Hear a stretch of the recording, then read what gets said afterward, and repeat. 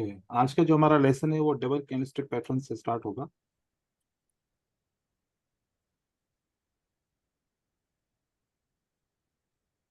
Double candlestick pattern किस तरीके से बनते हैं और उनकी क्या प्रेडिक्शन होती है, तो इनके ऊपर पहले उसके स्ट्रक्चर के ऊपर बात करते हैं। बुलिश कैंडलस्टिक के जो डबल पैटर्न होते हैं, डबल कैंडलस्टिक पैटर्न जिसमें एंगल्फिंग, लेकिन एंगल्फिंग को किस तरीके से सही तरीके से पहचाना जाता है। जो एंगल्फिंग की बड़ी कैंडल होती है उसकी हम 50% लेवल लेते हैं, open price to close price. जैसे कि यहाँ पर हमने लिया, अगर ये रेड कैंडल इससे बड़ी है तो फिर बुलिश इंगल्फिंग, और अगर ये रेड कैंडल इससे छोटी है तो फिर ये आउटसाइड बार। तो ये डिफरेंस हमेशा रहता है जब भी कोई हम पैटर्न्स वगैरह रिकग्नाइज कर रहे होते हैं। इसी तरीके से एक रेड कैंडल बड़ी और उसके हिसाब से एक ग्रीन कैंडल आ जाए, और अगर ये ग्रीन कैंडल 50% से बड़ी है रेड कैंडल से तो ये पियर्सिंग लाइन, और अगर 50% से छोटी है तो इनसाइड बार। लेकिन यहाँ पर एक और है कि ये 50% से छोटी होनी चाहिए और उसके बाद 25% से बड़ी होनी चाहिए। ऐसा नहीं है कि अगर 10% ये बॉडी हो उसको हम आउटसाइड बार माने, वो एग्जॉशन होगा। अगर ऐसे छोटी सी कैंडल बन जाए और यहाँ पर आपको नजर आए कि इस तरीके से एक पैटर्न बन जाए यूं, तो ये पैटर्न हम नहीं मानेंगे, इसको आउटसाइड बार नहीं मानेंगे। तो 50% यहाँ तक रहा और 25% हमारा यहाँ तक रहा, ये 25% से छोटी है तो ये आउटसाइड बार नहीं होगा। सेम रूल है कि ये 25% से बड़ी होनी चाहिए, और जैसे कि बड़ी है तो इनसाइड बार है। पैटर्न को सही तरीके से पहचानेंगे तो फिर उसको ट्रेड भी सही तरीके से कर पाएंगे। ऐसे एक और पैटर्न है, ये बुलिश हरामी पैटर्न। जैसे गैप्स का मैं बात करता हूँ गैप्स के ऊपर, तो गैप का कॉन्सेप्ट इसी बुलिश हरामी पैटर्न से आता है, क्योंकि यहाँ पर एक मार्केट ओपन होती क्लोज होती है और जो अनदर मार्केट ओपन होती है वो यहाँ से होती है। देखें कि क्लोज प्राइस से ओपन प्राइस तक जंप है, जंप अप, जंप अप यहाँ पर कॉन्सेप्ट, और जंप डाउन का फिर बेरिश पैटर्न के अंदर कॉन्सेप्ट होगा। बाकी बेरिश के पैटर्न अपोजिट जो बुलिश पैटर्न के हैं वैसे ही सेम रूल्स रहेंगे उनके भी। एक पैटर्न है उनका नाम चेंज रहेगा, पियर्सिंग लाइन का opposite pattern dark cloud cover रहेगा, और इनसाइड बार वही रहेगा, बस बियरिश इनसाइड बार बोलेंगे। और यहाँ पर जो बियरिश हरामी है, यहाँ पर जंप डाउन का कॉन्सेप्ट है, close price jump down, close price jump up. जो जंप अप और जंप डाउन है, यहां से थ्योरी चेंज होती है कि ये जंप्स क्यों लगते हैं। ये किसी भी लेवल को स्किप करने के लिए, या फिर अगर सेलर कंटिन्यू करना चाहता है और बायर उसके बीच में आना चाहता है तो बायर जंप लगाएगा। तो ये जंप्स यहां से हम पढ़ते हैं। ये जो पैटर्न्स हैं, इन सब का जो प्रेडिक्शन परसेंटेज होती है, नेक्स्ट कैंडलस्टिक ग्रीन या नेक्स्ट कैंडलस्टिक रेड, इसका जो टोटल परसेंटेज होगा हमें 55% मिलेगा।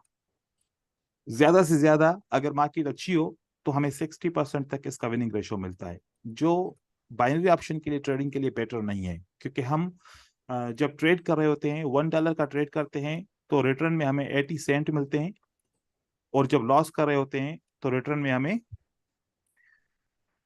डॉलर पूरा ही देना पड़ता है।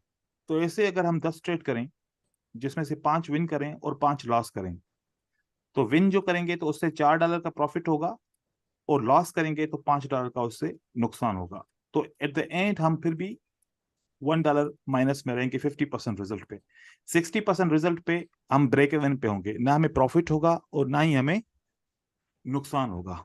तो इस तरीके से विदाउट फिल्टर्स या और तरीके कार के बगैर अगर ऐसे ही पैटर्न को देख के और ट्रेड करेंगे तो कभी भी हम इस पैटर्न से प्रॉफिटेबल नहीं हो पाएंगे। तो इनको ट्रेड करने के लिए हमें फिल्टर्स की जरूरत पड़ेगी और कुछ लॉजिक्स की जरूरत पड़ेगी। तो सबसे पहले लॉजिक क्या हो सकती है, पैटर्न्स की दो किस्म की लॉजिक होती है, इसकी फॉर्मेशन से हम समझेंगे। वो कैसे? जैसे कि अगर एक इंगल्फिंग पैटर्न ऐसे बने, अब ये वाला इंगल्फिंग पैटर्न आप देखेंगे और ये वाले पैटर्न को भी देखेंगे, साथ में एक और इंगल्फिंग पैटर्न बनेगा ये वाला,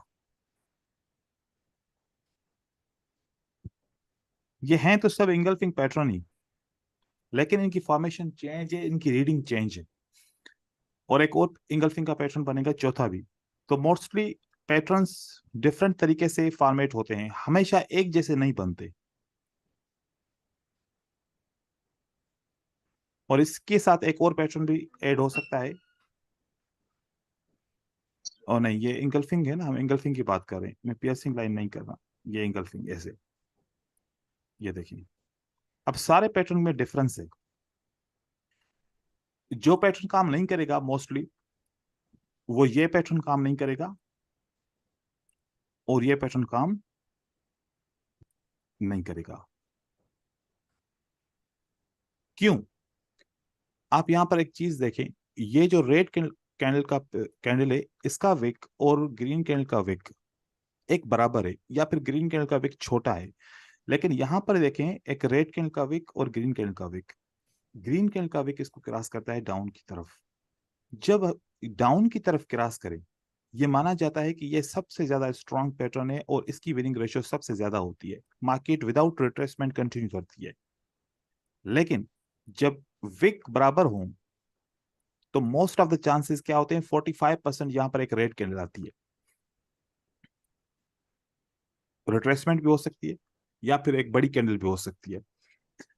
और विक क्रॉस बॉटम की तरफ हुआ, हम समझते हैं ये बहुत स्ट्रांग है। लेकिन अगर विक क्रॉस हो जाए और साथ में वो कैंडल इसी विक के अंदर क्लोज हो जाए, तो फिर इसका विनिंग रेशो कम हो जाएगा, फिर हम इसको ट्रेड नहीं करेंगे। या फिर इसकी बात की जाए, तो यहाँ पर ये भी ये सेम है, ये वाला पैटर्न सेम है, बस इसकी हमें विक को कम करना है। ठीक है, ये सिर्फ विक को हमें कम करना है। ये हो गया। अब आप बताएं, कोई भी एक बंदा बताए कि जब आप एंगल्फिंग को ट्रेड करते हैं, तो आप सबसे पहले एंगल्फिंग को ट्रेड करने के लिए क्या देखते हैं? किस तरीके से आप एंगल्फिंग को ट्रेड कर रहे होते हैं? कोई भी एक बंदा बताए मुझे।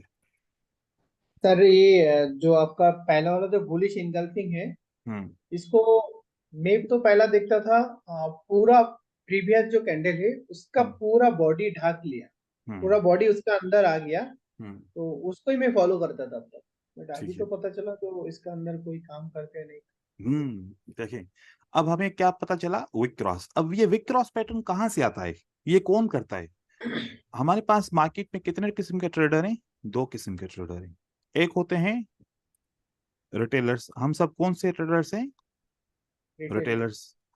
और दूसरा होता है इंस्टीट्यूशनल ट्रेडर। देखें, रिटेलर ट्रेडर जब ट्रेड कराता है, इनकी अपनी एक पहचान होती है ना, और जैसे ही इंस्टीट्यूशनल ट्रेडर ट्रेड करता है, उनकी भी अपनी पहचान होती है। हमें कैसे पता चले कि इंस्टीट्यूशनल ट्रेडर ये पैटर्न बना रहे हैं? तो इंस्टीट्यूशनल ट्रेडर पैटर्न हमेशा विक क्रॉस करके फिर बनाते हैं, राइट? और जब इंस्टीट्यूशनल ट्रेडर्स बनाते हैं, तो वो पावरफुल होता है और वहां से मार्केट रिवर्स नहीं करती। और जब रिटेलर्स बना रहे होते हैं, तो उनके पैटर्न में इतना दम नहीं होता, इतना वॉल्यूम नहीं होता, जिसकी वजह से वो पैटर्न्स ऐसे विक क्रॉस वाले नहीं होते। वो बहुत पुश करते हैं मार्केट को, विदाउट विक क्रॉसिंग ही मार्केट में पैटर्न बनाते हैं। तो जो रिटेलर्स होते हैं वो हमेशा इस तरीके के पैटर्न बनाते हैं, और जो इंस्टीट्यूशनल ट्रेडर होते हैं वो हमेशा ऐसे पैटर्न इस बनाते हैं। तरीके का होता है। लेकिन अब इंस्टीट्यूशनल ट्रेडर भी देखो ना, हमारी साइकोलॉजी को पढ़ते हैं। वो समझते हैं कि अब हमारी जितनी भी लॉजिक्स थी, पहले शुरू शुरू में जब हम ट्रेड करते थे, तो लोगों को पता नहीं होता था, इसलिए हम आसानी से प्रॉफिट कर लेते थे। लेकिन अब लोगों को हमारे लॉजिक्स के बारे में पता चल गया है। तो हमेशा हर एक कॉन्सेप्ट का, जो भी इंस्टीट्यूशनल ट्रेडर का कॉन्सेप्ट होगा, साथ साथ में उसके अंदर एक एसएमसी ट्रैप भी होगा। एसएमसी ट्रेड होगा। ट्रैप होगा। अब आप जैसे कि विक क्रॉस, अब जैसे कि मेरा एक्सपीरियंस है, मैंने जब ट्रेडर्स को बताया कि विक क्रॉस पैटर्न्स जो होते हैं, वो फंडेड कैंडल पैटर्न्स होते हैं। मतलब इसके अंदर इन्वेस्टमेंट किसकी होती है? इंस्टीट्यूशनल ट्रेडर की इन्वेस्टमेंट होती है। तो सब लोगों ने क्या सोचा, क्या किया, सबसे ज्यादा उन्होंने काम किया, बस यहां से विक क्रॉस को देखा और ट्रेड किया, बाकी की कोई कंडीशन नहीं देख रहे।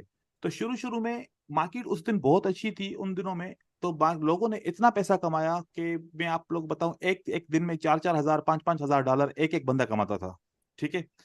क्योंकि उस वक्त मार्केट बहुत अच्छी थी। लेकिन आगे चल के फिर ये कुछ जगह पे फेल होना शुरू हो गया, क्योंकि मार्केट के अंदर एसएमसी ट्रैप्स आना शुरू हो गए। शुरू हो गया।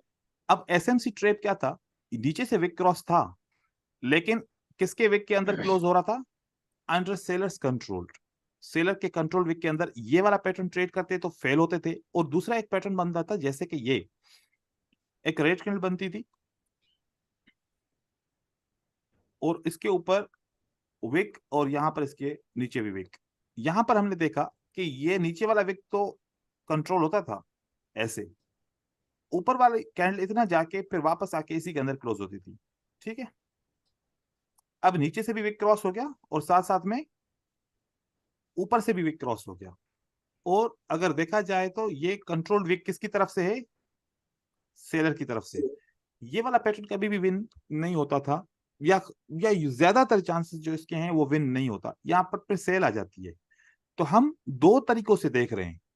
कितने तरीकों से? दो तरीकों से। एक तो हमें यह पता चल रहा है कि ये पैटर्न काम नहीं करेगा। जब पैटर्न काम नहीं करेगा तो एंट्री कौन सी बनेगी? रिवर्स की सेल एंट्री का बनेगी, कितना? सेल की बनेगी। रिवर्स। तो हमारे पास अगर हम पैटर्न को एक इंगल्फिंग को ट्रेड नहीं कर रहे तो it means we are just ignoring to buy. ठीक है, हम वो इग्नोर कर रहे हैं बाय करना। ठीक है, लेकिन हम उसको रिवर्स भी कर सकते हैं। तो पैटर्न इस लॉजिक्स के बिहाफ के ऊपर सारे हम ट्रेड करते हैं। सिर्फ पैटर्न की अगर देखा जाए, सिर्फ और सिर्फ पैटर्न को देखा जाए, तो हमारे पास क्या रिजल्ट आएगा? 55%। मैं यही मानता हूं। और 45% क्या आएगा? पैटर्न हमारा फेल होगा। तो इन सारे पैटर्न को ट्रेड करने के टोटल मैं तरीके कितने बताता हूं? तीन तरीके हैं डिफरेंट। आप में से जो भी, जिसको जो भी तरीका समझ में आए वो उस तरीके से ट्रेड कर सकता है, लेकिन तीनों तरीके बहुत अहम हैं। ठीक है, अब ये हमने एक बात को रिसर्च किया कि ये जितने भी पैटर्न्स होते हैं, चाहे डबल कैंडलस्टिक पैटर्न हो, चाहे सिंगल कैंडलस्टिक पैटर्न हो, या चाहे ट्रिपल कैंडलस्टिक पैटर्न हो, तो इनका विनिंग रेशो क्या आता है? 5%। 55%। तो अगर इन पैटर्न के साथ एक एक कैंडल को ऐड कर दिया जाए तो ट्रिपल कैंडलस्टिक पैटर्न बन जाता है। तो फिर वो जो नया पैटर्न बनेगा उसका भी विनिंग रेशो 55% रहेगा।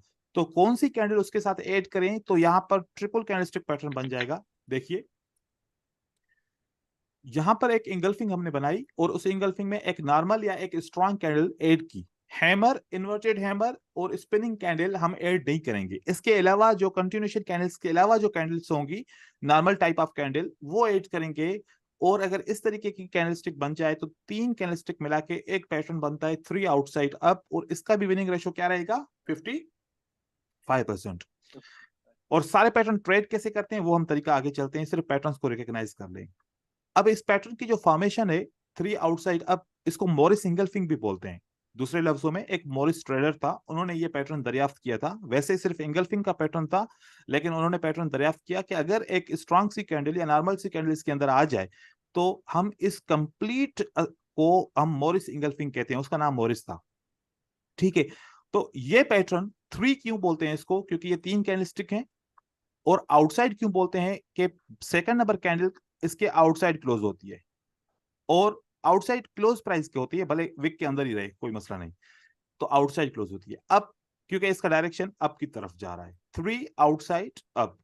और 3 आउटसाइड अप एक और पैटर्न से भी बन सकती है, जो हमारा एक आउटसाइड बार आ जाए उसके साथ भी एक आउटसाइड कैंडल बार। मिल जाए तो हम ये भी हमारा 3 आउटसाइड अप होता है। आपने मोस्ट ऑफ द टाइम देखा होगा कि one green, one red, two green, next candlestick mostly you found the red candle. ठीक है, मतलब 55% आपके चांस क्या होंगे? 45% या 55% चांस क्या आएंगे कि एक रेड कैंडल बन रही होगी। तो एक रेड कैंडल के बाद फिर आपको देखा होगा कि आपको एक ग्रीन कैंडल मिली होगी। तो इस तरीके की फॉर्मेशंस बन रही होती हैं चार्ट्स के अंदर। जब एक पैटर्न मार्केट में चल रहा होता है तो वो अपना पैटर्न या तो रिट्रेसमेंट देता है, ठीक है, या फिर मार्केट में कंटिन्यू करता है। और कंटिन्यू करने के चांसेस कैसे होते हैं कि अगर एक इंगल्फिंग बन जाए ऐसे, और इस इंगल्फिंग के साथ 3 आउटसाइड अब बनते हैं यहां पर, तो हम देखते थे कि तीसरी कैंडल भी ऊपर की तरफ जाती थी। ठीक है, ऐसे तीसरी कैंडल भी ऊपर की तरफ चली जाए तो अब हमारे पास एक नया पैटर्न बन जाता है। 3 कैंडलस्टिक अगर ऐसे ऊपर की तरफ जाएं और एक नॉर्मल कंडीशन में हो या स्ट्रांग कंडीशन में हो तो 3 वाइट सोल्जर कहलाता है, एक नया पैटर्न बन जाता है। फिर वहां पर एक रेड कैंडल आती थी और उसके बाद फिर एक ग्रीन कैंडल बन जाती थी। तो मोस्ट ऑफ द टाइम आपने क्या देखा है, इसी तरीके से देखा है। या फिर जब 4 कैंडलस्टिक पैटर्न बन रहा Hasan हो। आवाज कौन से ये तो हमारा कौन है हुसैन आवाज कौन रहमान कोई प्रॉब्लम है? अस्सलाम वालेकुम सर। कोई प्रॉब्लम है आपको? सर मेरा नेटवर्क है ना वाईफाई का हमारा बांग्लादेश में थोड़ा बारिश हो रहा है ना, उसी कारण पे वो मेरा वाईफाई का लाइन चल गया था। अभी आया है, अभी मैं क्लास पे। अच्छा, अभी अब श्योर नहीं की करिए, क्लास को सही तरीके से देखिए। देखें इस तरीके से कोई भी शोर ना करे ताकि डिस्टर्ब ना हो जाए। हम बात कर रहे होते हैं ना तो हमारा मोशन सारा टूट जाता है। Sorry sir, I am extremely sorry sir. अगली बार इंशाल्लाह ऐसा नहीं होगा। ओके, ये देखिए, अब यहाँ पर कोई भी कंटिन्यूशन साइन आ सकती है इस पैटर्न के बाद। जब ऐसे कंटिन्यूशन साइन आती है तो फिर हम समझते हैं कि 4 ग्रीन कैंडलस्टिक बनेगी, और ऐसे 4 ग्रीन कैंडलस्टिक भी बन सकती हैं। फिर 4 ग्रीन कैंडलस्टिक का कोई भी पैटर्न नहीं है, लेकिन जब यहाँ पर एक किसी रेजिस्टेंस की वजह से एक रेड कैंडल आ रही होती है तो फिर हम ये मानते हैं कि ये जो 4 कैंडलस्टिक हैं इनका मोटिव, इनका जो पावर है बहुत ज्यादा है। ये एक कैंडलस्टिक इनका पावर को रोक नहीं सकती, इसलिए मार्केट पुश करेगी, कम से कम एक बार जरूर पुश करेगी।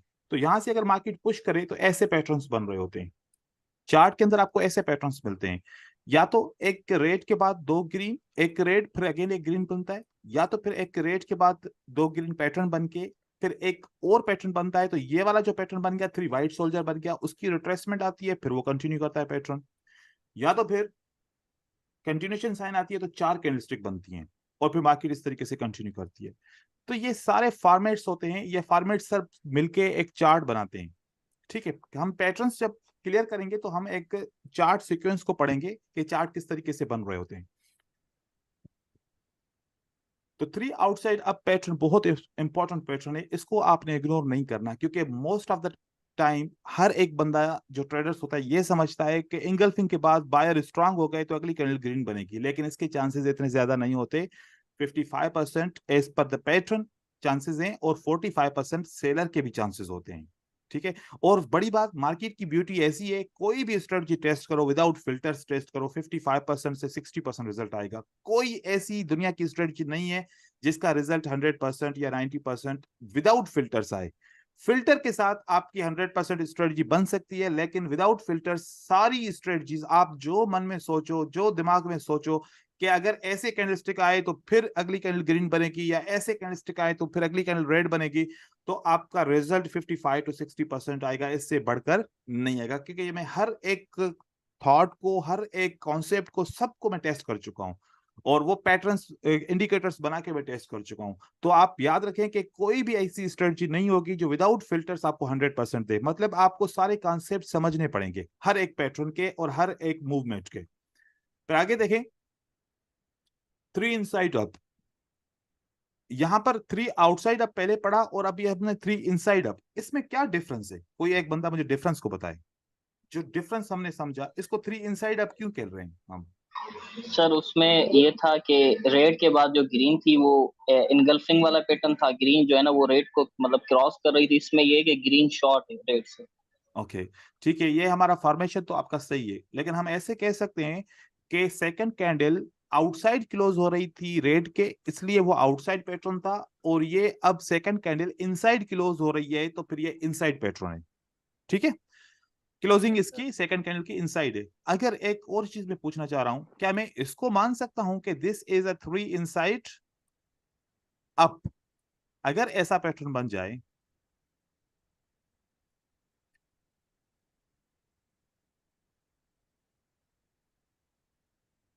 क्या मैं इसको कह सकता हूं कि 3 इनसाइड अप पैटर्न है ये?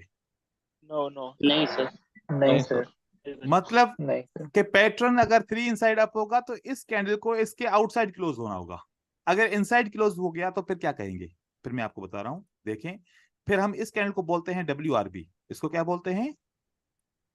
WRB, WR वाइड रेंज बार कैंडल। फॉर्म क्या है? वाइड रेंज बार, बार मींस कैंडल। ओके, ये हो गया वाइड रेंज बार। तो फिर कोई और भी होती है क्या कैंडल? यस, एक और भी कैंडल होती है। वो कौन सी होती है? इसको बोलते हैं नैरो एनआरपी। रेंज पर। यस, एनआरपी, नैरो रेंज बार। अब ये ऐसे क्यों कैंडल्स होती हैं इस तरीके से? अगर इनके अंदर कैंडलस्टिक आती हैं तो हम क्या समझते हैं? क्योंकि एक रिसर्च के हिसाब से हमने देखा है कि अगर दो कैंडल एक कैंडल को क्रॉस नहीं करती तो कंसोलिडेशन तस्वर किया जाता है। क्या? कंसोलिडेशन। यहां पर और यहां पर इसको अगर दो कैंडलस्टिक क्रॉस नहीं करती तो start of consolidation is possible. या फिर इस रेंज और इस रेंज के को ब्रेक नहीं होता तो या तो रेंज या तो हम कंसोलिडेशन मार्केट काउंट करते हैं। तो ये पैटर्न मतलब स्ट्रांग होता है, तो पैटर्न को इसको क्रॉस करना जरूरी है। तो ये मोमेंटम को शो करता है कि बायर्स हैव अ मोमेंटम। ठीक है, नहीं तो ये WRB फिर जो आप आगे चल के साइकोलॉजिकल पैटर्न पढ़ेंगे वो इसके अंदर काम आएगा कि वो कंसोलिडेशन में किस तरीके से प्राइस कंपाउंड हो जाएगी, कंप्रेस हो जाएगी एक बॉक्स के अंदर, और कैसे फिर रिवर्सल होते रहेंगे। ठीक है, यहां पर देखिए इनसाइड बार के साथ भी एक 3 इनसाइड अप बन सकता है। तो ये चार पैटर्न ने मिलके दो पैटर्न बना दिए। ठीक है, और बेरिश के भी ऐसे रहेंगे, हम इनको इग्नोर नहीं कर सकते। ये देखें पैटर्न्स, ये पैटर्न अपने जहन में रखना है। अब इसके बाद जो पहला तरीका है ट्रेड करने का, सबसे जो पहला तरीका, और वो पैटर्न को जब हम ट्रेड करते हैं और फेल क्यों होते हैं हम उसके ऊपर डिस्कस कर रहे हैं। देखिए दूसरी स्लाइड में ओपन करा, उस पर देखिए।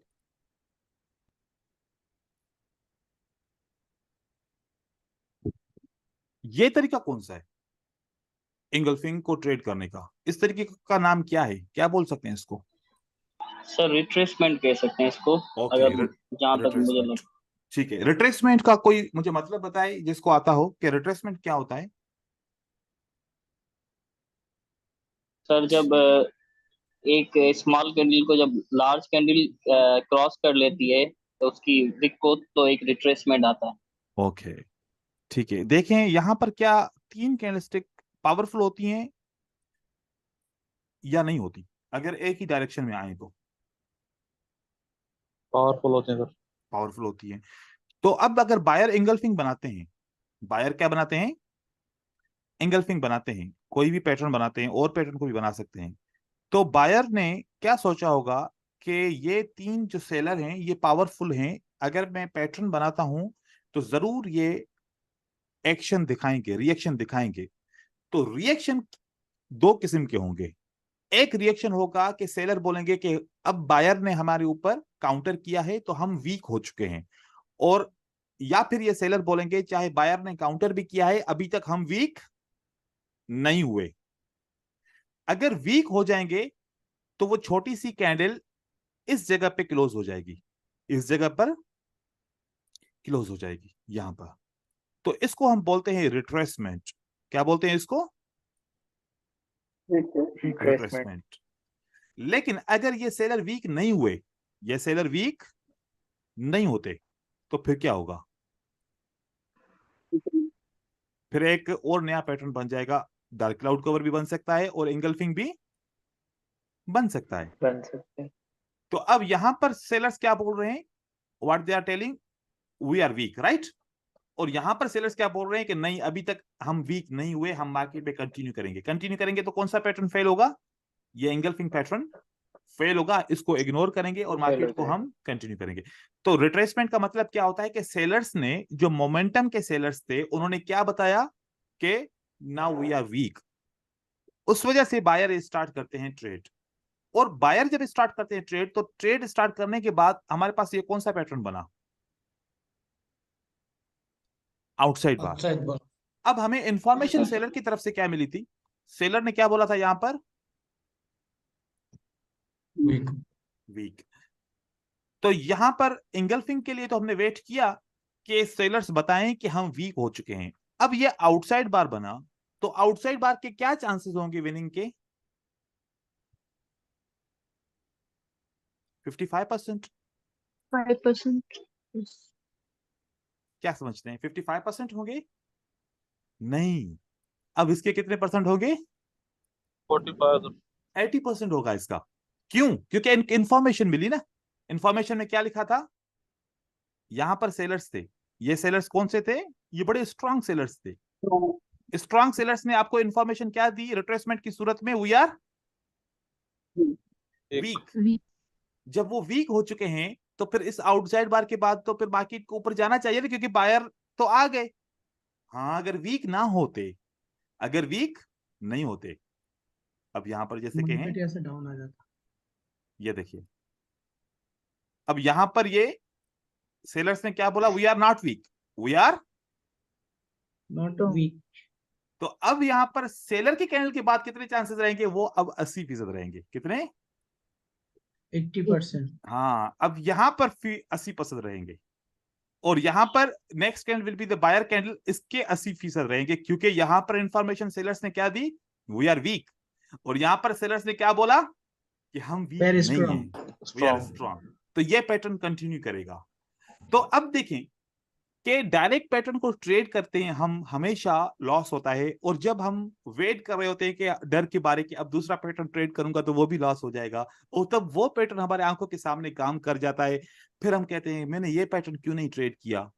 और फिर जब तीसरा पैटर्न कोई जाके ट्रेड करने की कोशिश करते हैं, फिर वही लॉस हो जाता है। फिर उसके सामने बाद आगे चल के देखते हैं कि अरे उसके बाद तो पैटर्न ने काम किया।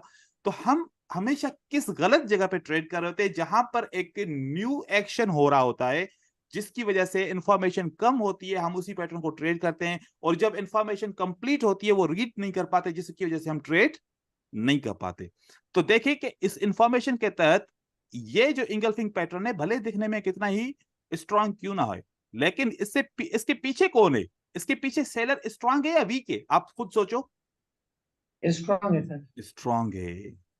और ये जो आउटसाइड बार का पैटर्न है, इसके पीछे सेलर स्ट्रांग है, वीक है?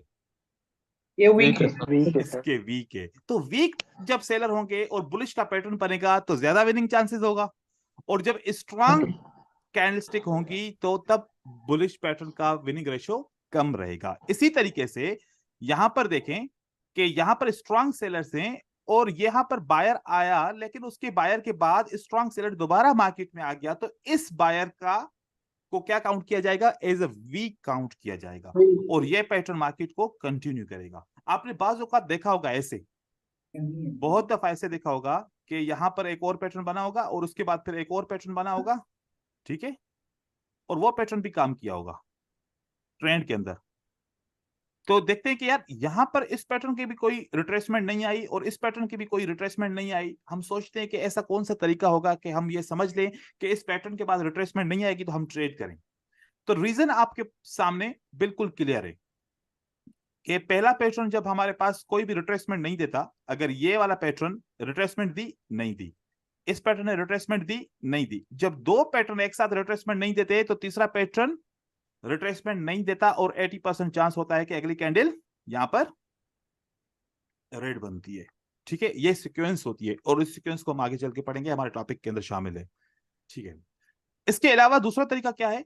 मतलब इसी एक तरीके के अंदर भी चार तरीके हैं। ठीक है, एक इंगल्फिंग के बाद रेड कैंडल नहीं आई। अब ये इंगल्फिंग मान लो कि पीछे से सेलर स्ट्रांग है, वीक है तो और अच्छा है, और अगर स्ट्रांग है तो ये है। ठीक है, अब स्ट्रांग सेलर के बाद एक कंटिन्यूएशन साइन आ जाती है इंगल्फिंग के बाद। ये कंटिन्यूएशन साइन बोलती है कि अब आप नेक्स्ट ट्रेड कर सकते हो। तो इसके बाद पैटर्न को ट्रेड करोगे, आपको 80% चांस मिलेगा विन करने का। और अगर डायरेक्ट करेंगे तो फिर ये रिट्रेसमेंट भी आ सकती है, या फिर एक बियरिश का पैटर्न भी बन सकता है, या फिर अगला पैटर्न है या इन्वर्टेड हैमर आ जाए, या फिर एक स्पिनिंग कैंडल आ जाए। तो हम हर पैटर्न के बाद कितना वेट करते हैं? 6 minutes. 1 मिनट का वेट करना एक पड़ता है। कैंडल का। वो आपको इंफॉर्मेशन देती है कि आपको ट्रेड करना चाहिए या फिर नहीं करना चाहिए। डायरेक्ट किसी भी पैटर्न को ऐसे आप ट्रेड नहीं करते इस तरीके के मुताबिक, आपको 1 मिनट का वेट करना पड़ता है। बाकी दूसरे तरीके हैं जिसमें हम डायरेक्ट भी ट्रेड करेंगे, ठीक है, वेट नहीं करेंगे।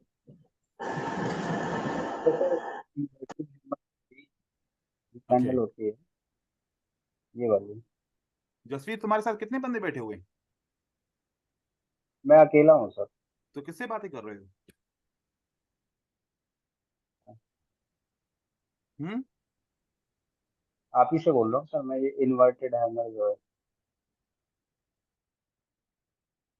ठीक है, ठीक है। उसके बाद देखें, एक इंगल्फिंग, उसके बाद एक स्ट्रॉन्ग कैंडल सेलर्स की आ जाती है, ठीक है। और एक इंगल्फिंग, उसके बाद अगेन एक इंगल्फिंग बन जाती है, और यहां पर ये पैटर्न आता है।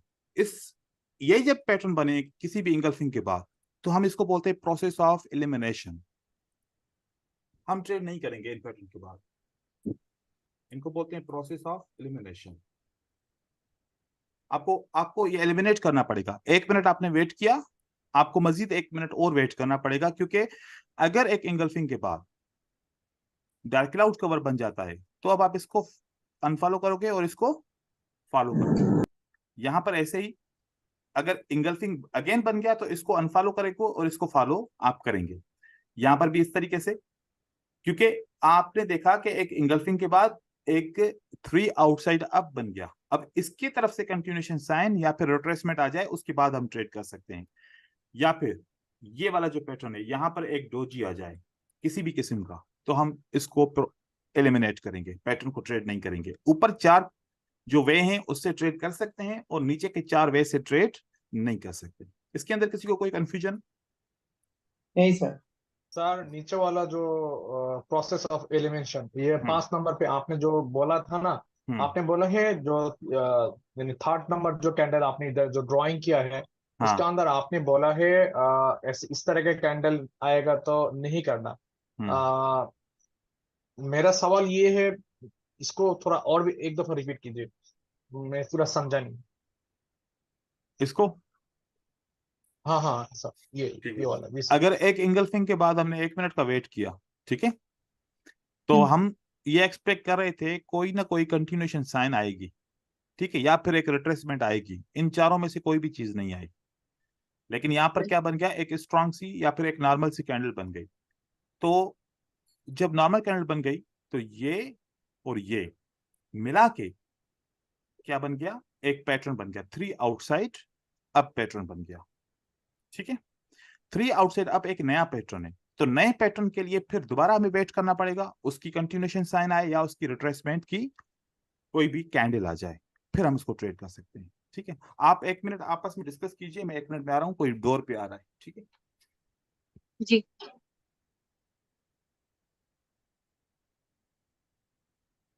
हेलो।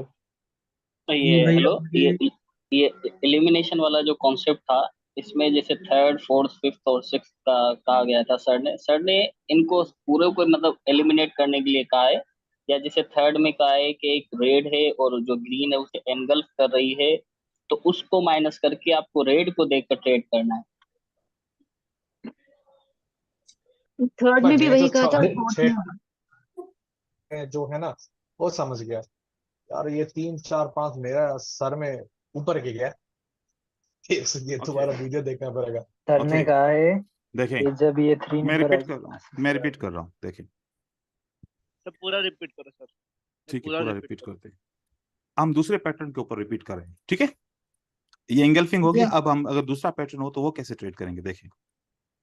ये हमारे पास क्या आया, कौन सा पैटर्न बना, piercing outside. Line, piercing line, okay. Piercing outside बार नहीं है, पियर्सिंग लाइन। अब पियर्सिंग लाइन जैसे पैटर्न बना, तो हमने क्या देखना है कि there are chances of retracement 45%, और 55% चांसेस हैं कि कोई कंटिन्यूएशन कैंडल या कोई नॉर्मल कैंडल सी बन सकती है। लेकिन हमने पैटर्न बनने के फौरन बाद ट्रेड नहीं करना। तो अब हम वेट कर रहे हैं कि या तो रिट्रेसमेंट की कैंडल आ जाए या तो कोई एक कंटिन्यूएशन कैंडल आ जाए, ठीक है। तो हम जब वेट कर रहे थे, तो यहाँ पर कौन सी कैंडल बनी, एक रिट्रेसमेंट की कैंडल बनी। तो ये साइन है कि आप नेक्स्ट कैंडलस्टिक पे बाय का ट्रेड कर सकते हो, क्योंकि पीछे सेलर स्ट्रांग थे, अब सेलर वीक हो चुके हैं, तो अब बायर दोबारा मार्केट में आ सकते हैं। तो आपने बाय का ट्रेड कर लिया, एक तरीका ये हो गया। फिर दूसरे तरीके में आपने देखा कि एक पियर्सिंग लाइन बना, और उसके बाद हमने देखा 1 मिनट का वेट किया, तो एक हैमर बन गया, जो हैमर एक कंटिन्यूएशन कंटिन्यूएशन साइन। साइन है। तो हमें पता चला कि ये पैटर्न ट्रू है, हमें ट्रेड करना चाहिए, हमने कर दिया। या फिर एक पैटर्न बनने के बाद हमने देखा कि दूसरी कंटिन्यूएशन साइन इन्वर्टेड हैमर बन गया, तो हमने अगला ट्रेड भी कर दिया, या फिर एक स्पिनिंग कैंडल बन गया तो हमने अगला ट्रेड भी कर दिया। कंटिन्यूएशन। ठीक है, 4 तरीके से ट्रेड कर लिया। अब बाकी दूसरी किसी किस्म की भी कैंडल बन सकती हैं तो वो हम अवॉइड करेंगे। क्या करेंगे? अवॉइड करेंगे। अब जैसे कि अगर एक पियर्सिंग लाइन का पैटर्न बना, ये किसका पैटर्न है? बायर का पैटर्न है। अगर बायर के पैटर्न के बाद सेलर का पैटर्न बनेगा तो फिर हमें सेलर को फॉलो करना है, बायर को छोड़ देना है। अब यहां पर देखा कि किसका पैटर्न बन गया, यहां पर डार्क क्लाउड कवर सेलर का पैटर्न बन गया, तो अब तो सेलर एक्टिव हो गए, सेलर ने पैटर्न बना लिया, तो फिर सेलर के पैटर्न को ट्रेड करने के लिए फिर एक और मिनट वेट करना पड़ेगा, क्योंकि यहां पर हमें 4 पैटर्न में 4 चीजों में से कोई भी चीज ना मिली, तो यहां पर वेट करना है, फिर अब नए पैटर्न को फॉलो करना है। इसी तरीके से यहां पर एक एंगल्फिंग बन गया, तो पहले पैटर्न को अनफॉलो करेंगे, सेकंड पैटर्न को हम फॉलो करेंगे। फिर यहां पर एक बुलिश का ही पैटर्न बन गया, पहले भी बुलिश का पैटर्न था, दोबारा भी बुलिश का पैटर्न बन गया, लेकिन वो भी तो एक पैटर्न है ना, उसको भी तो रिट्रेसमेंट या फिर कंटिन्यूएशन साइन के साथ ट्रेड किया जाएगा, ऐसे तो डायरेक्ट ट्रेड नहीं करेंगे हम इस तरीके कार से। तो यहां पर इसको भी हम फॉलो वेट करेंगे 1 मिनट मजीद, और या फिर डोजी आए तो इंडिसिशन हो गया, अब बायर या फिर सेलर कोई भी आ सकता है, तो हम डोजी से तो बिल्कुल ही एलिमिनेट करेंगे। अब बताएं क्या कंफ्यूजन हुई? अब कोई पास क्लियर पॉइंट सर। हाँ sir everything is clear sir, trade लेना ही नहीं ना सर। हाँ, अब क्लियर हो गया ना सारा? जी सर, अब क्लियर हो डोजी के गया। बाद वाले कैंडल पे ट्रेड लेना ही नहीं ना। लेना ही नहीं है, ठीक है, डोजी वाले पे तो ट्रेड ही नहीं लेना, छोड़ देना है। हम पढ़ेंगे आगे चल के, डोजी को भी कवर करेंगे, लेकिन हर जो कॉन्सेप्ट होगा ना वो एक एक कॉन्सेप्ट करके पढ़ेंगे, तो फिर सारे कॉन्सेप्ट इकट्ठे कर सकते हैं। ठीक है, सही है सर, सही है।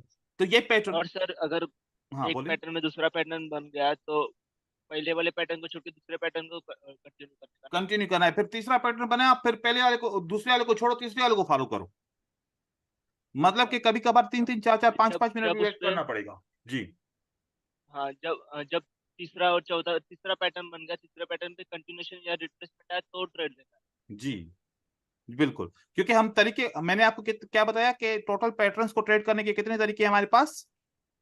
3 तरीका। उन 3 तरीकों में से ये एक तरीका है, उन 3 तरीकों में से ये एक तरीका है। इससे जो भी आसान लगे वो ये इस तरीके से ट्रेड करे, या फिर जो दूसरा तरीका बताऊंगा उससे ट्रेड करो, ठीक है, या फिर जो तीसरा तरीका बताऊंगा या फिर उससे ट्रेड करो, लेकिन ये पहला है, सिंपल है। तीनों में से अगर तीनों भी ट्रेड किया तो आपकी मर्जी है, और भी अच्छी बात है। वो तीनों रहेगा, तीनों भी अच्छे से अगर मास्टर कर लिए तो और अच्छा रहेगा। और अच्छा है, क्योंकि असल में कुछ लोग होते हैं जो थोड़े से, 2 किस्म के ट्रेडर होते हैं, मैं आपको यहाँ पर भी क्लियर बताऊं। एक होते हैं एक्टिव ट्रेडर, ठीक है, और एक होते हैं प्रो एक्टिव। अब आप कौन से हैं ये आपको पता है, ठीक है। अगर आप एक्टिव हैं तो आप, और एक्टिव का मतलब बताओ। हाँ, एक्टिव वो होता है जिसको इंफॉर्मेशन 30 सेकंड के बाद मिलती है, ठीक है, कैंडल चली जाती है, 30 सेकंड के बाद वो समझ पाता है कि अरे क्या हुआ, मेरा तो ट्रेड मिस हो गया। और प्रोएक्टिव ट्रेडर को 30 सेकंड पहले इंफॉर्मेशन मिलती है कि अब ये बनने वाला है, अब ये बनने वाला है, अब ये बनेगा। मतलब कि वो जो प्रेडिक्टिव होते हैं ना लोग, वो प्रो जिसको बोलते हैं, इसका अगर प्रो निकालो तो एक्टिव निकालो तो प्रो बन जाएगा ना। जी सर। तो ये प्रो एक्टिव वो होते हैं जिनको 15 से 20 सेकंड या 30 सेकंड पहले इंफॉर्मेशन मिल जाती है, उनका माइंड तेज होता है। और कुछ जैसे हम जैसे ट्रेडर होते हैं वो हम एक्टिव होते हैं, इंफॉर्मेशन कभी जल्दी मिलती है कभी देर से मिलती है, ठीक है। अब आपने देखना है कि आपने एक्टिव बनना है या आपने प्रोएक्टिव बनना है। अगर आप तीनों कॉन्सेप्ट को एक साथ ट्रेड कर सकते हो तो आप प्रोएक्टिव बन सकते हो, क्योंकि एक होता है सिंगल टास्क पर्सन जो एक वक्त में एक ही काम कर सकता है, राइट, और दूसरा होता है मल्टीटास्क पर्सन। अब वो आपके ऊपर है ना कि हर एक बंदे की अपनी अपनी कैपेबिलिटी है ना, वो माइंड को कितना यूज करता है। तो अगर आप मल्टीटास्क पर्सन बन जाएंगे तो आप सारे कॉन्सेप्ट को एक साथ ट्रेड कर पाओगे, और अगर आप सिंगल टास्क वाले रहोगे तो फिर आप हमेशा एक ही स्ट्रेटजी को साथ में लेके चलोगे। आप हमेशा यही सोचोगे कि यार छोड़ो सारी स्ट्रेटजी को, कौन ट्रेड करे, एक ही को बस पकड़ो, एक ही को मास्टर करो। जो लोग यही सोचते हैं ना कि एक ही स्ट्रेटजी को मास्टर करके ट्रेड करो, मतलब वो सिंगल टास्क पर्सन है, वो नहीं कर पाते, 2-3 चीजों को एक साथ नहीं मिला पाते। आपने मल्टीटास्क बनना है, मल्टीटास्क बन जाओगे ऑटोमेटिकली प्रोएक्टिव बन जाओगे। ठीक है, आपका अब माइंड क्या होना चाहिए, टारगेट क्या होना चाहिए, आपको मल्टीटास्कर बनना है ट्रेडिंग के अंदर। ठीक है अच्छा। सर ये जो है ना सर, आप ये जो इन्वर्टर हैमर बनाया आपने ना रिप्लेसिंग के बाद, लाइन के बाद, वो सर रेट के अंदर क्लोज हुआ सर, हाँ भले फिर भी वो ट्रेड कर तो, सकते हैं उसको। ये तो हमने मॉडल बनाया है ना ऐसे। ठीक है, तो वो एक अलग कॉन्सेप्ट है ना। अच्छा। ठीक है, अब पैटर्न को ट्रेड करने के ओके। लिए तो कोई भी नहीं बताता ना कि विक इसके अंदर हो, विक इसके बाहर हो, क्या हो, ये तो जस्ट मॉडल है, पैटर्न है। अब आपको पता है कि अगर ऐसी कोई भी कंटिन्यूएशन साइन आ जाए और इसके विक के अंदर क्लास क्लोज हो जाए तो फिर आपको ट्रेड ही नहीं करना ना, ये वाला पैटर्न। ठीक है, तो ये ओके आपको सर। फिर अवॉइड करना ओके सर। पड़ेगा। सही है, तो ये तो हमने ऐसे मॉडल बनाया आप लोगों को समझाने के लिए। ठीक है, ओके तो सर, अब ये थैंक यू हमारे सर। पास एक तरीका बन गया। अब हमारे सब कुछ सही तो होने के कंटिन्यूशन बावजूद भी, पैटर्न को वीक को क्रॉस करना चाहिए। जी, सब कुछ सही होने के कंटिन्यूशन बावजूद भी पैटर्न आपका को लॉस वीक को होगा। क्रॉस करना। आप बोलें पहले पहले सॉरी सॉरी सॉरी। ठीक है, इसके बाद देखिए, अब जो बात मैं समझाने जा रहा हूं वो बहुत इंपॉर्टेंट है। ठीक है, टाइम देखूं क्या हुआ है पहले। ओके, 10 मिनट में हम इसका इंट्रोडक्शन कर लेते हैं, मजीद इसको कल पढ़ेंगे। देखें, एक कैंडल, आप अभी यहां से स्टार्ट कीजिए। एक कैंडल को दूसरी कैंडल जब कवर करती है, कंट्रोल करती है, तो आप क्या बोलते हो कि क्या बन गया, इंगल्फ बन गया। इंगल्फिंग। इंगल्फ बन गया, राइट। और Yes, sir. इंगल्फ, जी इंगल्फ का मतलब समझते हो कि बायर बड़े स्ट्रांग है। क्लियर है सारी बात, ये यहां तक है ना। जी सर। जी सर। ठीक है, अब अगर तीन कैंडल को, कितनी कैंडल को, तीन कैंडल को चार कैंडल कंट्रोल करें, तब भी तो बोलेंगे ना बायर बड़ा सेलर स्ट्रांग है। स्ट्रांग है। हाँ, Yes, sir. तभी Yes. भी क्या बोलेंगे, बायर बड़ा स्ट्रॉन्ग है। स्ट्रांग है। Strong. तो अगर मैं तीन कैंडल को जोड़ दूं, ये ऐसे जोड़ दिया, और मैं यहां पर बायर को जोड़ दूं, तो बना क्या, इंगल्फिंग बन एक गया। ओके चलो ठीक है। या फिर अगर ऐसा हो, दो रेड कैंडल आ जाएं, राइट, एक ग्रीन कैंडल आ जाए, या फिर दो ग्रीन कैंडल भी आ जाएं, और उसके बाद फिर यहां से एक ग्रीन बने, एक रेड बने, फिर एक ग्रीन बने, फिर एक रेड बने, फिर एक ग्रीन बने। अगर मैं अभी भी इस सारी कैंडल्स को जोड़ दूं तो ये मानूं उसके सेलर हैं, ये मानूं के बायर हैं, तब भी तो इंगल्फिंग हुआ ना। जी सर। ठीक है, अब जी हम सर। सिंगल कैंडल को तो सिंगल कैंडल ही बोलते हैं ना, पैटर्न बोलते हैं ना, दो कैंडल्स मिल गई तो पैटर्न बन गया। ठीक है, लेकिन अब हम इसको, अगर तीन कैंडलस्टिक बन गई या दो से ज्यादा या तीन कैंडलस्टिक बन गई, इसको तो वेव मानेंगे ना। हाँ, Yes, जी sir. और इसको भी वेव मानेंगे, Yes. इसको भी वेव मानेंगे, जी जी और इसको भी वेव मानेंगे। तो एक सेलर की वेव को किसने कंट्रोल किया, बायर। Buyer. बायर ने। ओके ओके, अब ये बात याद रखनी है यहां तक। ठीक है, यहां तक याद रखना है कि एक सेलर की वेव को किसने कंट्रोल किया, बायर। बायर ने। Buyer. कहां से कंट्रोल किया, ये बात देखते हैं। अब मैंने देखा कि यहां से लेके यहां तक सेलर थे, इनको बायर ने कंट्रोल किया। एक अब कॉन्सेप्ट को रिपीट कीजिए, support become resistance, resistance become support. तो सेलर Support. बिकम बायर्स, या फिर बायर बिकम सेलर हो सकते हैं, है ना। तो यहां पर जो Obviously. सेलर की स्ट्रेंथ थी वो किस में कन्वर्ट हो गई, बायर Buyer. बायर के अंदर हो गई कन्वर्ट। ओके क्लियर, ये बायर के अंदर कन्वर्ट हो गई। अब अगर सेलर आएंगे तो किसके लेवल के अंदर आ रहे हैं, Support. ये होल एरिया किसका है, Buyer. बायर तो जब तक सेलर बायर्स इनको, का सर। तो यहाँ पर आवाज सेलर जरा आ पीछे। गए तो अब्दुल मालिक आपकी तरफ से शोर सर, क्यों बहुत आ रहा है? आवाज आ रहा है। अब क्या करें, आप लोग खुद सोचो। ये डिस्टर्ब ऐसे होते हैं ना, एक माइक्रोफोन अच्छा सा ले लेना। देखें अब क्या हुआ, अब ये सेलर किसकी जोन में आ गए, किसके एरिया में आ गए, Buyers. बायर किसी। बायर के। यहां पर सेलर फेल होंगे, यहां पर क्या होगा, सेलर फेल होंगे। Fail. और ये टोटल जोन किसकी थी, बायर की थी। ठीक है, तो यहां पर दोबारा बायर आएंगे और मार्केट को ऐसे ऊपर की तरफ लेके जाएंगे। जब दोबारा मार्केट में बायर ऊपर की तरफ लेके गए तो अभी भी आप देखें किसकी वेव कंट्रोल हुई? बायर। भी सर बायर का। इधर बायर कंट्रोल हुआ सर। नहीं, बायर ने कंट्रोल नहीं किया है, नहीं, इधर कंट्रोल हुआ सेलर, नहीं है। इधर अभी देखो, सेलर का। बायर कंट्रोल हुआ और बायर ने कंट्रोल किया, दोनों अलग अलग चीजें हैं, ठीक है। तो यहां पर बायर यस ने सर। सेलर को कंट्रोल किया है, ठीक है। किया। अब दोबारा जी सर। किया, जब दोबारा किया तो दोबारा क्या बना यहां पर? Buyer zone. बायर जोन बन गया। अब बायर जोन के जी अंदर कौन सा सर। पैटर्न बनता है? यहां पर देखिए,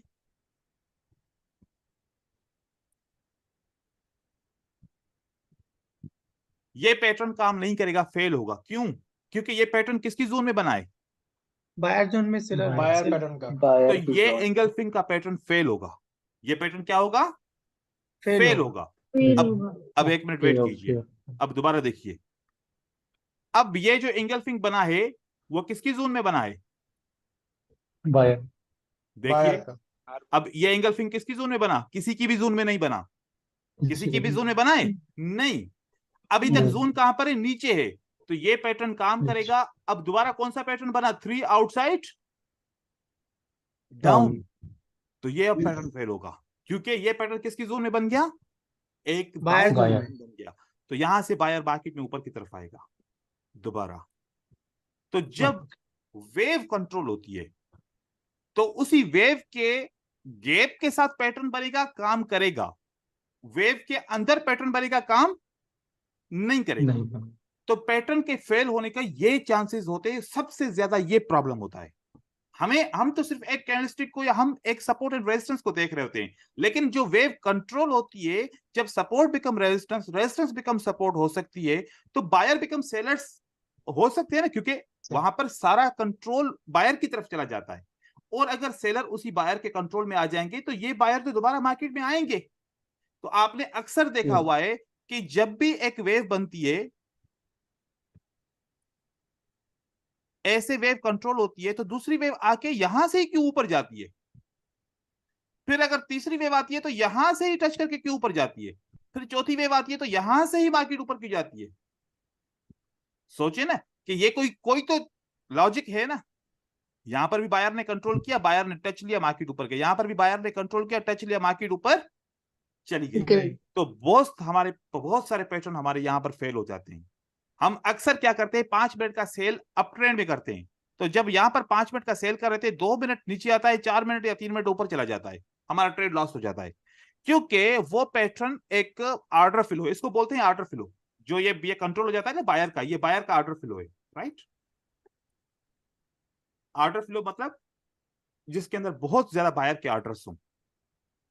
तो ये ऑर्डर फ्लो की वजह से मार्केट में पैटर्न्स लॉस होते हैं। तो कल हमारा टॉपिक ये शुरू में ये रहेगा, और उसके बाद फिर हम कल नहीं, सॉरी, परसों हमारा टॉपिक जो है ना ये रहेगा, और उसके बाद फिर आगे इसको पैटर्न्स के अंदर और बाकी की वेव्स के अंदर, और यहां पर ये बताऊंगा कि कैसे पैटर्न को 5 मिनट के लिए ट्रेड किया जाएगा, कैसे पैटर्न को 1 मिनट के लिए ट्रेड करेगा। आपको ये पता चलेगा कि अगर मैं सेलर के साथ जाना चाहता हूं तो 3 मिनट का ट्रेड करूं, या 5 मिनट का करूं, या 1 मिनट का करूं। तो इस फ्लो के साथ आपको ये समझ में आ जाएगा कि मेरी एक्सपायरी क्या होनी चाहिए, मुझे कितनी स्पेस है, मैं कितना ट्रेड करूं, और उसी एक्सपायरी के अंदर मेरा ट्रेड विन हो जाए। ऐसा ना हो कि मैं एक्सपायरी थोड़ी सी भी बढ़ा दूं ट्रेड की तो वो मेरा ट्रेड लॉस हो जाए, विनिंग ट्रेड भी लॉस हो जाए। तो ये एक लॉजिक हम सीखेंगे, और इस लॉजिक के ऊपर पूरी दुनिया की मार्केटें चलती हैं, चाहे फॉरेक्स हो, चाहे इंडियन स्टॉक मार्केट हो, चाहे कुछ भी हो। आज जो ये वेव्स की एनालिसिस पे मैंने बताई है ना, ऐसी एनालिसिस अपने चार्ट पे, क्रिप्टो के चार्ट पे, किसी भी दुनिया का कोई भी मार्केट हो उसके चार्ट पे जाके कीजिएगा, और देखें कि किस तरीके से ये काम करता है और कैसे मार्केट ऊपर की तरफ जाती है। फॉरेक्स के अंदर मेरी मास्टर स्ट्रेटजी इस ऑर्डर फ्लो के ऊपर बनी हुई है, ठीक है। आप लोग के साथ शेयर किया है, आप लोग कीजिएगा। मजीद इसके ऊपर हम डिस्कस करेंगे, क्योंकि हमारी जितनी भी आगे स्ट्रेटजीज होंगी, हमारा फिल्टर हमेशा यही रहेगा कि हम जब बायर के साथ जाएंगे तो बायर का ऑर्डर फ्लो ढूंढेंगे, और जब सेलर के साथ जाएंगे तो हम सेलर का ऑर्डर फ्लो ढूंढेंगे। और इसी से हमारा ट्रेंड कंफर्मेशन भी चलेगा कि कौन सा ट्रेंड अभी तक चल रहा है और कौन सा ट्रेंड अभी स्टार्ट हो चुका है। ये सारी चीजें हम डिस्कस करेंगे इंशाल्लाह, ठीक है। इंशाल्लाह जी सर। Okay, thank you. मैं वीडियो सर आज हमारा जल्दी होमवर्क अपलोड क्या कर दूंगा। रहेगा? जो आज पढ़ा है उसी को रिव्यू करना है। ठीक है सर। मैंने वीडियो कल भी जल्दी अपलोड की थी, 5 मिनट में कर दी थी अपलोड, लेकिन वो मैसेज इनविजिबल था जिसकी वजह से आप लोगों को नहीं मिला, मुझे भी पता नहीं चला था। ठीक है, मैं अभी कर देता जी हूँ। सर, ठीक है सर। Sir Thank you. ये ओके बाकी सर। विक का जो आपने बताया, सर जो विक का आपने बताया कि विक काम करेंगे वो, सर उसको क्या करूँ? हेलो सर, जैसे कि आपने बताया ना कि विक कहाँ कहाँ फेल होती है, तो वो मैं आपको बताऊंगा कि आप उसके बाद फिर ट्रेड कीजिएगा। जैसे कि ठीक है। आज भी आपने बताया था कि विक फेल हो गए थे, मतलब तो हमने भी आज बहुत सारी ट्रेड्स की हैं, उसमें ठीक विक है, बहुत जगह पर फेल हो गई है। अभी आप रिकॉर्ड जमा कीजिए, कितनी बार फेल होता है वो सारी पिक्चर्स आप एक जमा करते जाएं, फिर आपको रीजन ऑटोमेटिकली आप खुद ही ढूंढ पाएंगे। मैं आपको बताऊंगा कैसे ढूंढना है, ठीक है। और आगे अभी तो ठीक देखेंगे, सर एक ठीक। सवाल। देखो सारी चीजें जो है ना मेरी असाइन की हुई हैं कि मैं कौन से दिन कौन सी चीज पढ़ाऊंगा और कितने कॉन्सेप्ट पढ़ाऊंगा, ठीक है, आप लोगों की सबके लेवल के हिसाब से। वैसे तो सर कोई एक बंदा चाहेगा कि 4 घंटे पढ़ा के सारा कोर्स ही एक दिन में खत्म कीजिए, तो ऐसे भी बहुत सारे होंगे, लेकिन सबको आहिस्ता आहिस्ता लेके चलना है ना, सबको साथ में मिला के चलना है। जी यस सर, सर बिल्कुल। एक सवाल था। हाँ जल्दी पूछिए, अब टाइम ओवर होता जा रहा है क्योंकि मेरी हाँ हाँ क्लास है सर, दूसरी। आज मैं सर कल मैंने आपको स्ट्रैटेजी यानी फॉलो किया था, तो रात तकरीबन 3 या 3:30 बजे बांग्लादेश के टाइम, उस टाइम तो मार्केट उस टाइम बहुत ओटीसी मार्केट पे मैंने किया था, तो बहुत सारे स्ट्रैटेजी जो है ना काम नहीं कर रहे थे, तो हमको कैसे पता चलेगा इस टाइम हमारा एक्चुअली ट्रेड करना सही नहीं है कि वो मार्केट खराब है, कैसे हमको पता चलेगा? जब वो उस जगह पे पहुंचेंगे ना, वो मैं समझाऊंगा कि कौन से टाइम पे ट्रेड करना है, कौन से पे नहीं करना। आप लोग एडवांस नहीं ठीक है जाए ना, सर, थोड़ा सा शुक्रिया। एडवांस करेंगे, ओके एक सर, दिन में सॉरी खत्म सॉरी। कर दूंगा सारा कोर्स। ठीक नहीं है, नहीं सर, शुक्रिया आहिस्ता शुक्रिया आहिस्ता शुक्रिया चलें, सर। क्योंकि आप अगर ठीक है कोर्स सर। का आउटलाइन पढ़ेंगे ना, उसमें लिखा हुआ है कि कौन से दिन कौन सा हम, मतलब के सारे टॉपिक लिखे हुए हैं। ठीक है, आप उसमें देखिए, सब पढ़ेंगे इंशाल्लाह। ठीक है। ठीक है सर। सर ये 5 मिनट के कुछ टाइम पे